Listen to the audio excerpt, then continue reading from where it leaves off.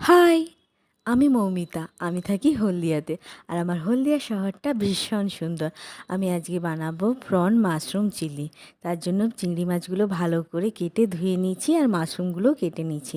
প্রথমে নিয়েছি একটা ডিম, তার সঙ্গে দিলাম কর্নফ্লাওয়ার, নুন, লঙ্কা, হলুদ গুঁড়ো আর গোলমরিচ গুঁড়ো।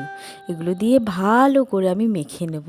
মেখে টেখে তারপর সুন্দর করে এগুলোকে মুচমুচে করে ভাজবো। তোমরাও কিন্তু এরকম বানিয়ে খেও, দারুণ লাগে কিন্তু। রুটির সঙ্গেও ভালো লাগে, ফ্রায়েড রাইসের সঙ্গেও ভালো লাগে। তারপর দেখো চিংড়ি মাছগুলো সুন্দর করে ভেজে নিলাম, একদম মুচমুচে পকোড়ার মতো সব কিছু ভেজে টেজে। তারপর পেঁয়াজ, ক্যাপসিকাম, আমি একটু টমেটো কুচিও দিচ্ছি, ওগুলোও ভেজে তুলে রেখেছি।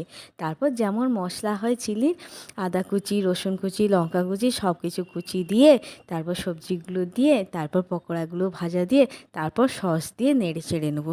তোমরা যদি গ্রেভি খেতে চাও তাহলে একটু কর্নফ্লাওয়ার গুঁড়োও দিও।